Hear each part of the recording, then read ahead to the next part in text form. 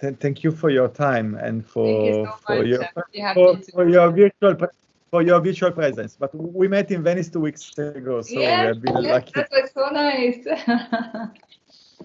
Okay, so I think we can start if it's fine for all of you. And well, this is the first of the Rubner conversation, and it's a series of conversation we are doing with some very interesting and challenging designer all over Europe. And I'm very happy that you are the first one, because it's the best start possible for me. Well, it's a conversation. It's like half an hour conversation, and then if there will be some question and answer, it will be fine. But if not, there's no problem. So I will introduce you briefly. I mean, you don't need introduction, but it's a formal thing. So I think it's good for me to introduce you. So well. Lina, you have been born in Beirut in the 80s, AUB and Beirut, one of the best schools in that period, I must say, in the Mediterranean area. A lot of very good architects came out from AUB, which is American University of Beirut, and then École Spéciale d'Architecture in Paris. But I would say I want to be an archaeologist, because first you want to be archaeologist, and you moved from architecture. It's also my same destiny. I did archaeological excavation for a lot of time, and then I moved to architecture as well. So we share the same destiny. We share the same destiny. Oh, that's fun. That's really fun to me. And then long collaboration with Norman Foster and Jean Nouvel. Then DGT Architect, the first group, and the fantastic winning of the National Estonian Museum, which was, let's say, the work that let you be known in the world. It's an amazing built project. It's an incredible public building. I would say the new symbol of Estonian country. And then finally your office and your activity. So I would like to start from the last step when we met 2 weeks ago in the Venice Biennale, because your work, which is the Stone Garden in Beirut, is exhibited in the Biennale of Venice, in the 17th Biennale of Venice. It's called Resilient Living: An Archaeology of the Future. And I was reading a very nice review of your work on New York Times recently, and you said something that I was very much impressed. You say architects are critical thinkers. So let's start from these critical thinkers. What does it mean for an architect today being critical thinkers in such a strange period of our life? Yeah. I mean, like, if I have to react to that, I think like we are professionals that are brought to question all the time, like to question our environment, to question what are the dynamics that are behind our making, and that allows us to critically think our place, so never take things for granted. And we are, through what we are creating as spaces, able to like propose new relationships, new ways to live together. So in that sense, we have at least the tool and the responsibility to assess and see our environment, and like have a position, have a stand on it, affirm a certain direction and kind of intention in the space. And that's a great empowerment, actually, for us as architects. So it's like architecture project is a kind of statement on reality, no? Let's say. Yeah. And your Beirut project is a real statement on the. I mean, I was lucky enough to know very well where you built the building, and I know that part of the city, and your building is a real statement on the city of Beirut, because it's there's so many memories inside. There's a memory of the civil war. There's a memory of the city as it is, and is a kind of architecture which is in the same time a contemporary monument, but also the state of the art of the place. No, so it's a kind of it's a kind of humble, ambitious building, because in a way it reacts physically, reproducing a kind of a contemporary vernacular, but it's not vernacular at all. It's a building which I love because it's full of let's say good contradictions, which I think is part of the city. So can you describe us this building? I mean, which has been the process which brought you to such an unusual building for that place?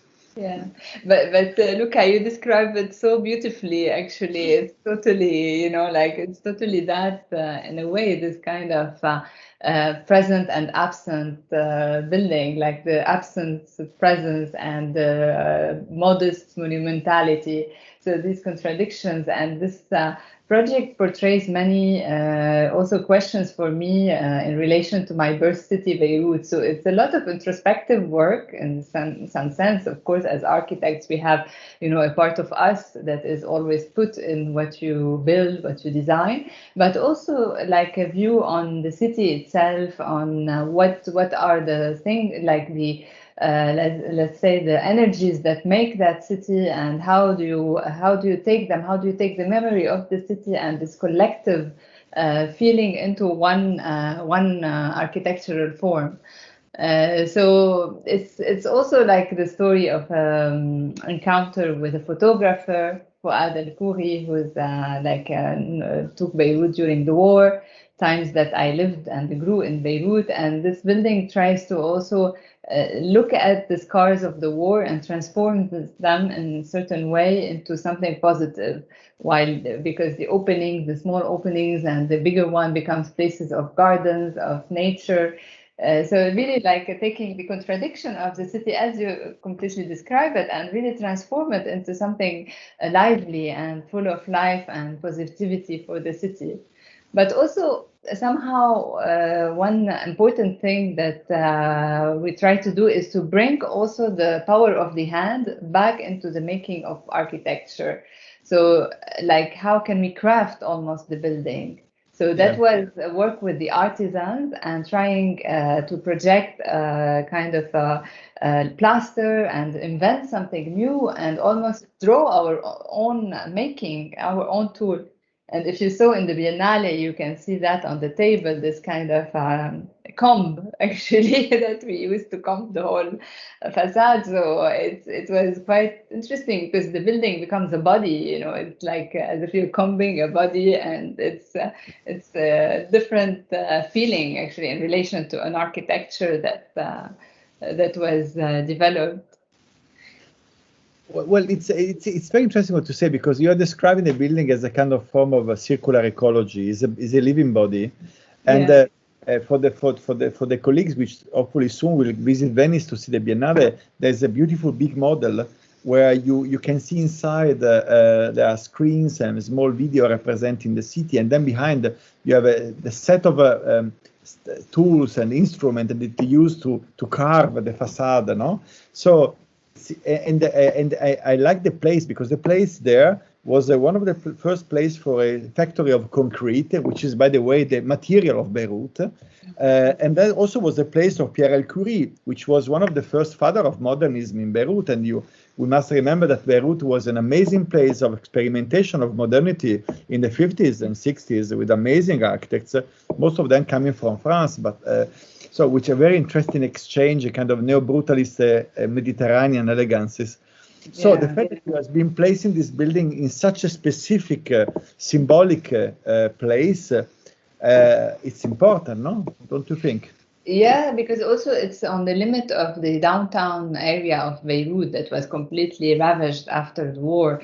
And the central area has been recently in 98, completely renovated by a private and like a kind of a public-private company, Solidaire, and completely gentrified. It was heavily criticized as an operation because it really took out the spirit of the city. What can we make after the war? Actually, how do you rebuild, or how do you build as such? Because it was completely destructive. So the building in its location is really on this edge and on the edge of the central, and takes a position also in relation to what we can build as and how architecture can play a role into creating a relation to this collective memory or what we had lived before, and how can it transform it into new living places.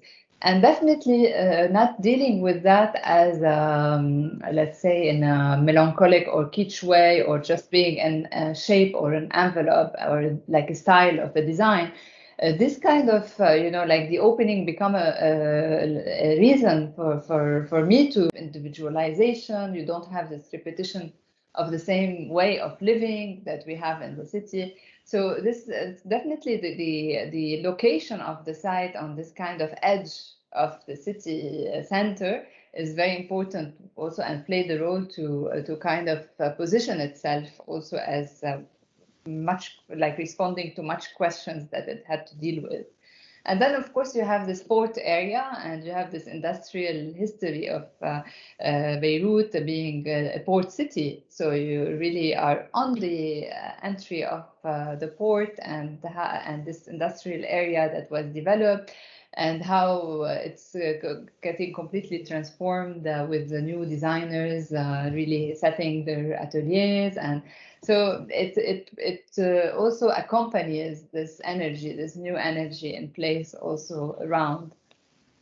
And I was wondering that this Biennale should have been open one year ago, 1 year before, May the 2020. Then the pandemic came, and then I was imagining your setting 1 year before, and then you have the blast, the blast of Beirut, which was an amazing tragedy for the city. And you are representing the blast also in your exhibition now, because in a way, and this was very impressive to me, the building survived completely. I mean, apart of the glasses, clearly, but the building itself was kind of absorbing the violence of the blast.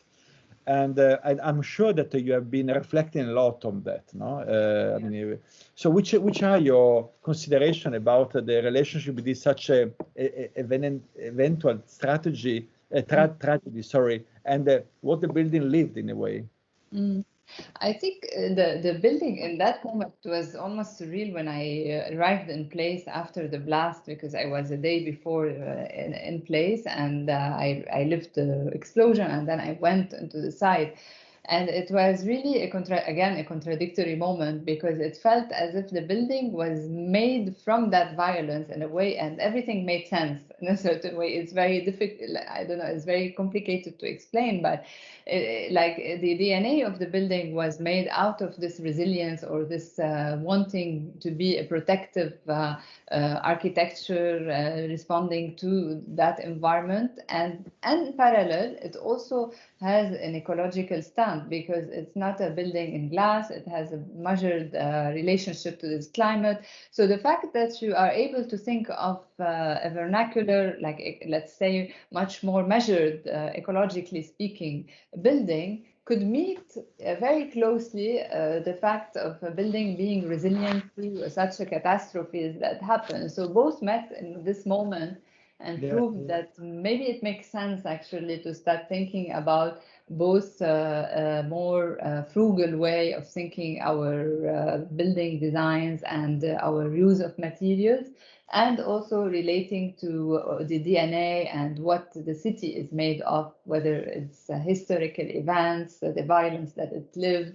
So, and that was a bit kind of a mythical point for me. Is not about the fact, like heroic fact of surviving the blast. Is also the fact that suddenly at this moment where the building was still standing and architecturally let's say untouched in its main forms, it proved also a cyclical relationship to time. And as you see in the movie, you could see like the building standing. You don't know whether it's there before or after. And some people were thinking that it was constructed after the blast. So this kind of also relation to time that is not anymore linear, that suddenly becomes circular, was very interesting for me. And of course, this kind of reflection that you could see in the movie that was displayed. It's very interesting what you said, because it's clear that your building is not nostalgic at all, but in the same time is playing with the idea of a contemporary ruin, no? Yes. And the fact that in a way this ambiguity, no, being built before or after such a catastrophic event plays furtherly in terms of sense with the idea contemporary ruin. No? It's at that moment that some like I had some questions regarding what would be actually the ideal way now to deal with the building until it's renovated, and my like dream was to make it invaded completely with nature, like inside. So really becoming actual, almost contemporary ruin in the sense that you have planters and like wildlife invading it completely inside. That would be really wonderful. But to think about contemporary ruin more on the theoretical level, because I was thinking actually what's the interest actually to deal with to do a contemporary ruin? Is it just a formal attitude, or can we think of a contemporary ruin being like a form of a building that is able to invoke an unfinished architecture in a sense? So in invoking an unfinished state of architecture, you are able to open the imaginary constantly. So it's really like a capacity of being in the city, but completely all the time opening the imaginary and the questioning of its citizens. And that's very interesting because you are able, like it becomes a building that could be appropriated. It's like, for example, when you go to like an old church and you have all the patines and you feel human there. You feel really like belonging, and in that sense. Yeah. No, it's true that it's like a building is breathing with you. But so I was thinking now that on one side is a kind of the dream of the archaeologist inside you that is Yeah. Yeah. with the building itself, and on the other, I think it plays also with the reflection you are bringing on what does it mean being ecological in architecture today, which is, I think, a very central argument today. No, with the ecological thinking is not anymore just a technological thinking. Not everything can be in a way ecological. It's not just covering the buildings with trees, which is even something beyond, but it's a way of considering the building in a very circular way. No, so the circularity between body and bodies and the building, the structure, the materials, the environment, and the way the building touch the heart. No, the connection. I mean, for me, the good architecture is a building which is placing perfectly on the ground. No, the link with the ground is very important in architecture, as you know very well. So, and it's interesting that in the meantime, apart of the work in Beirut, we have been working on a set of buildings in Paris, but not only, using woods and using materials which in a way were reflecting actively on this idea of what does it mean being a designer playing with ecology today. So would you express more about this, your vision on the relationship between architecture and ecological thinking? Yeah, I think like when you're thinking ecologically, there's a lot of first common sense actually, and complete, understanding of the place where you're building and emerging an architecture in. Like you're saying, in the first stand is not only highly technological tools, but already responding to the context itself. Like, how do you respond to the climate? How do you, common sense that we've been, our ancestors have been building this way, responding to the sun path, the just the north, south, east, west. How do you set your buildings, ventilation? All these already, the bioclimatic actually approach to the building is so important. For example, now we are working on this manufacture place for Hermès in Normandy, and we have a very ambitious building which is a 4C2, which means like very highly based on renewable energies and very low in its carbon footprint. And the first idea was, or the first approach was, to really have the building that is the most bioclimatic, the most compact possible, that already in its architecture is able to reduce its need for energy consumption. So you need less to heat it, you need less to climatize it. Once you do that, you're already on a better level of thinking. And then second level is, of course, this you need technological tools. You do your calculations, energy calculations of a building, but it's already based on common sense. Then the second is material. Material is so important. Of course, every context has a different, let's say, we have to adapt to the different possibilities of materials. I wouldn't be able to build in wood in Beirut, and don't impose wood coming from Africa or Europe to go be constructed in Beirut or in a seismic zone that is like 7 in that city. So then we start to think of what kind of material can be the most locally sourced, the most locally biosourced as well, if possible, and then whether wood or in that case of this project in Normandy, it was brick, because there's like 3 briqueterie, artisans that were manufacturing handmade bricks in the area. So and so on, and then after bringing the how do you calculate all the carbon footprint by using every material and calculating that, and then you get into technological and much more sophisticated ways of calculating your impact, sourcing your energy from more renewable sources like geothermal, but still you have always to think of what you're impacting in the underground. So it's a really global thinking, and it allows you to at the same time move from the common sense into a completely sophisticated and multidisciplinary way of making your architecture, but also thinking about the mechanical parts of a building, like all its fluids, as it's at its heart of architecture, not as a secondary element. Okay. We're sometimes, as architects trained maybe to just design the form, and sometimes like, okay, well, all the engineers and the mechanical people, engineers will just make their own, ducting. But yeah, actually, in thinking, sustainably, you just have to integrate that with this you're thinking from the beginning. This is I think this is the key point to think in terms of circularity and not to separate as it was before. No, maybe before was a typically modernist approach. Now you separate elements, so you have a function, you have materials, and and then at the end you assemble everything.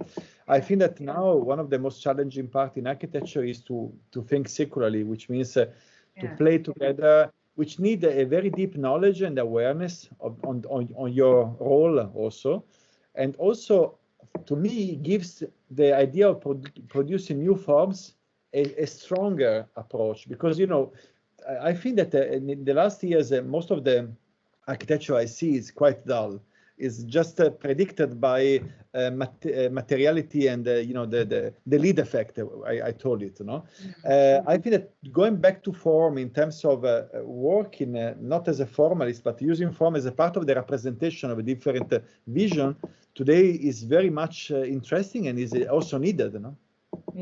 Yeah, of course. For example, what is interesting is that of course the form gets dictated from the material at some parts. For example, when I'm using brick construction and the brick structures, all the best shape for a span would be like the arch. So in that sense, there's a kind of going back to vernacular architecture, but at the same time, once you have the tools to calculate the best, to optimize the material used, you get so thin in your wall that it becomes magical. So in a way, that's really like moving from form to dialoguing with it, with its capacity and its structural capacity, but also with its let's say economy of material as well.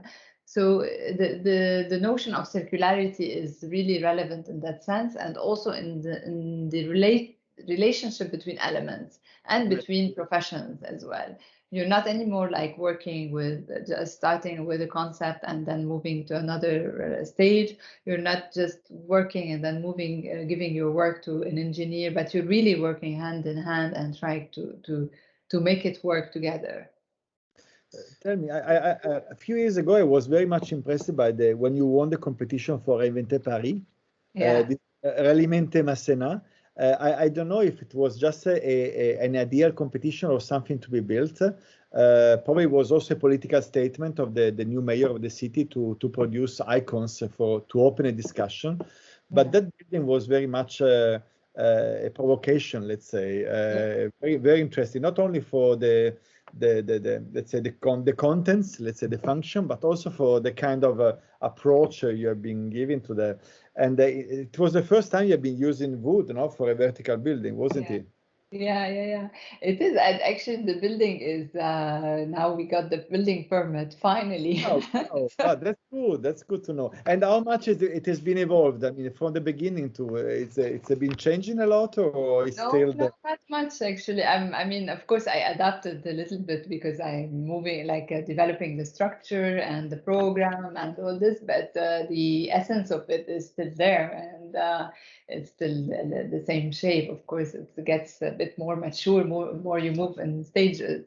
It was long because it's a lot of administration also along this project, and the site has a lot of interface with many different organizations in Paris, and the bureaucracy is a bit long. So basically, it got the resilience of architects to make That's true. That's true. Well, strong shoulder, let's say, to feel it. Yeah. It's like a bamboo. It's like a bamboo. But how is it working with the wood in this kind of things? I mean, the wood. So the building there is completely in wood structure and also wood cladding, and actually what I'm able to do it in wood, even if it's 50 meters. It's a lot of dealing with the regulations also, because today in France you have more trouble to have wood cladding more than 28 meters, because it's because of fire regulations at the moment, the need of like trials in laboratories, etc. I'm quite lucky in that site because I have 2 levels of streets, so just to get you in the technical aspect of it. So it allows me actually to be completely in wood, even like structure and cladding as such today.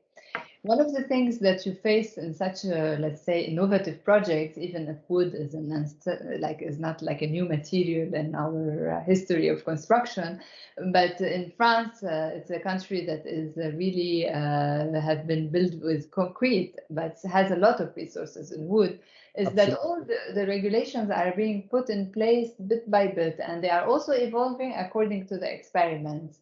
So things take time in that sense, that you have to prove that your building is, like you do laboratory tests and other cases of projects that we're building. You have to prove the structurally that functions, etc. Now, like what's good is that we passed all the stages. So in terms of bureau de contrôle, like and it's gonna be happening.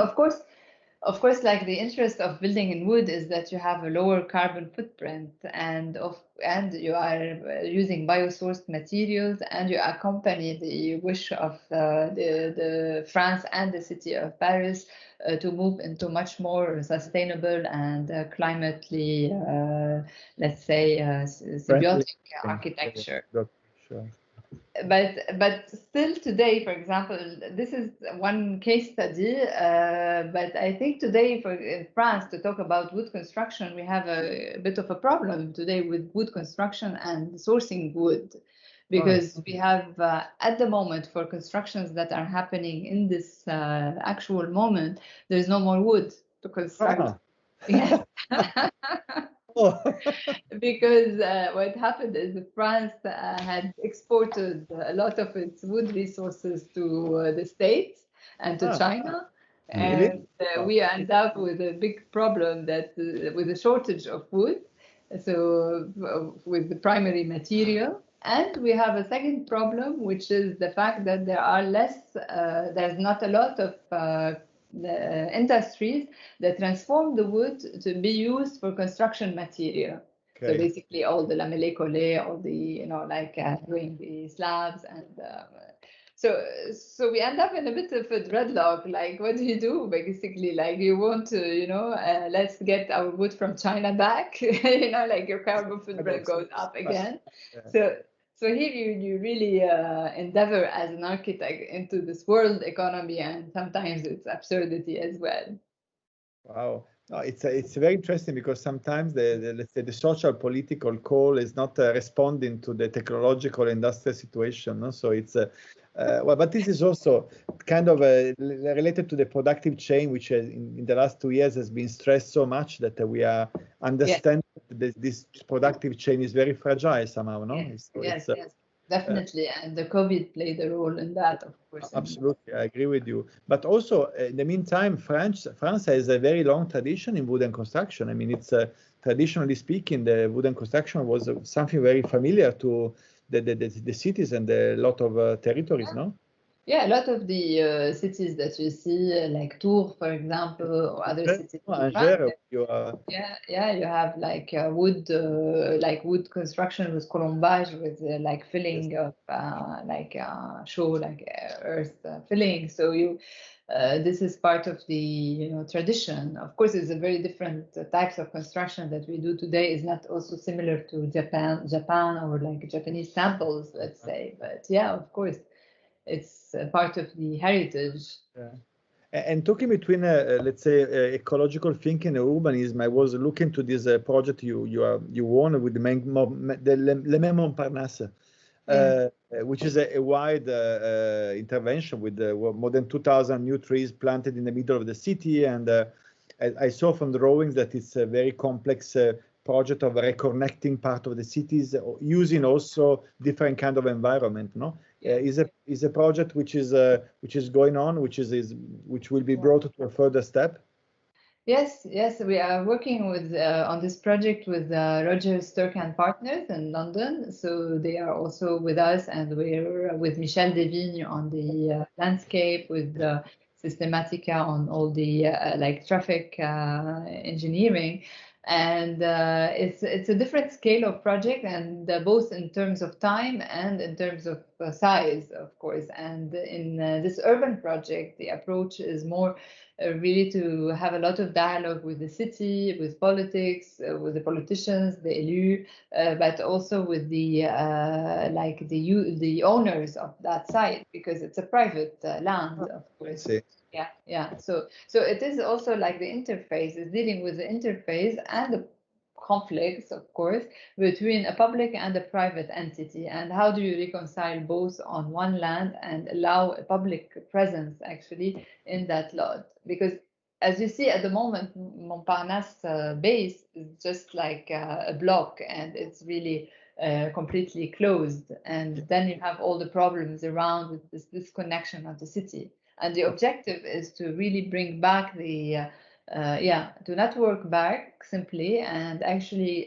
continue a commercial street that exists in the sixth in Paris, and pierce it through into that block and make the tower visible. And actually, it's a counter reaction to urban design that was done on slabs in the past, this kind of mega slabs on which Yeah. you duplicate underground, and and just make the tower disappear on top. So it's really like bringing the ground as an important element in the urban design. Yeah, but I mean, it's moving on. We have lots of debates and lots of consultation, and we hope in 2024 we see something like starting to emerge. It's fascinating to consider the forest as a way to connect parts now which are separated. And also, we all know that today the city is a very contradictory place where private and public need to speak together to Yes. regenerate urbanity. This is fundamental. I have Yeah. only my last question. It's about because your architecture has a very strong sense of monumentality, with something which is it's monument for me is a good word. It's not a negative, by the way. Monumentality in monument comes from Latin, which is memory and power. No, so I warn you and I remind you. It's part of being collective. And today, as a contemporary architect, it's not easy to imagine something that can be a representation of a community which is so fluid. Yeah. So it's difficult to fix an idea of a good relationship between a community and a modern architecture today, because the social situation is totally changing. So when you think that you need to design something for a general public, and this building must have a very strong sense of identity, of a presence, which are your, let's say, main task, which is in your mind, which is needed to be brought in that place? Yeah. I mean, every project emerges from a lot of research and the close understanding of the place. I always try, like, it's a little bit of a detective work and a bit archaeological in the sense, because I try to find really what's happening there and how to do you listen to that place and how do you draw from it, from a large field of complex elements, kind of a synthesis of it. And it really grows a lot. It goes in a lot of research. Sometimes it's very painful for the team because they like, okay, we're getting a lot of information, and how do we, how do we bring that? But it's also through the precision that you start to accumulate, and then suddenly you find like, okay, this is starting to become really necessary to be as a shape in that place. So in that sense, this is why also somehow there is a lot of narrative that you start to read, even without having an architect explain a project. You see the narrative through the shapes, through the way the building tries to dialogue with the site. So there is a kind of a chit-chat that starts to happen between this shape and this persona, which becomes the architect, the building, and with its surrounding. And I think, like, talking about also, I wanted to say something else, I forgot. Oh, there's a kind of different kind of narrativity, which is in a way the building today must be more narrative, must be more connecting and generating situations that are always unpredictable. No, it's less, let's say, solid in a way, because architecture must predict a time which is a change in time. So today, No, you have also this kind of, again, this monumental absence. Like you have the presence that narrates a certain form and like a newness, but also a kind of existence or a feeling of being there and almost disappearing with its context. That is also important for a building to express as well. Okay, so I'm very happy for this conversation. I don't know if our friends want to ask something. You can switch to French, no problem for me. I understand it, and it's your time. If not, we say hello to Lina and well, so if it's enough for all of you and. I'm sorry for my English again, and I hope you can follow it, but I think, yes, you did it. Lina, it's always a great pleasure to talk with you. It's really, it's a bless. So I hope to see you again soon in Venice during this Biennale. Probably they will invite you to have a talk, and we will meet again here. I hope so. I hope so and too. if not, I will be in Paris to see your beautiful work. Okay. I hope so. I hope so too. Thank you so much. Thank you so much. Bye, everyone. Bye. I hope we will get, if you're from Paris, we'll see you again here. Yes, absolutely, Yes. absolutely. Ciao. Bye. Bye. Merci beaucoup. Au revoir. Bonne soirée.